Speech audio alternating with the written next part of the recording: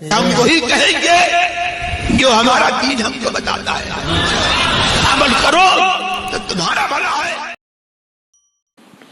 یہ کسی نے سوال کیا ہے کہ ایک خاتون کے شوہر نے کچھ کفریہ کلمات کہے، پھر جب اس خاتون نے اس سے کہا کہ تم نے یہ بات غلط کہی ہے تو وہ شخص بولا میرا ارادہ یہ نہیں تھا، میں نے توبہ کر لی ہے۔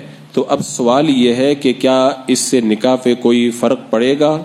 کیونکہ اس خاتون کے بچے کافی چھوٹے ہیں، ماں باپ دونوں انتقال کر گئے ہیں، رشتہ دار بھی نہیں ہیں، شوہر کے ساتھ رہنے کے علاوہ کوئی راستہ بھی نہیں ہے۔ شوہر کا کہنا ہے کہ میں نے توبہ کر لی ہے۔ اس صورت میں خاتون پر گناہ تو نہیں، کیونکہ خاتون بہت زیادہ مجبوری کی حالت میں ہے۔ اگر شوہر نے معاذ اللہ کلمہ کفر کہا تو اس کا نکاح ٹوٹ گیا اور اس کی عورت نکاح سے نکل گئی، شوہر پر لازم ہے کفریہ کلمات سے توبہ کرے، بلکہ اس نے جتنے کفریات بکے ہیں سارے کفریات سے سچے دل سے اللہ کی بارگاہ میں توبہ کرے، کلمہ پھر سے پڑھ کے دائرہ اسلام میں داخل ہو، مسلمان ہو۔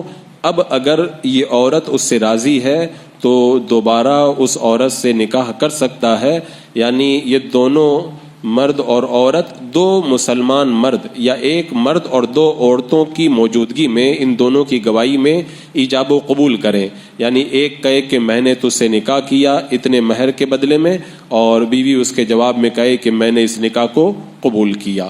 تو اس طرح اگر وہ کلمہ شریف پڑھ کر کے سچے دل سے توبہ کر کے دوبارہ نکاح کر لے، تب تو اس عورت کا اس مرد کے ساتھ میں رہنا جائز ہے۔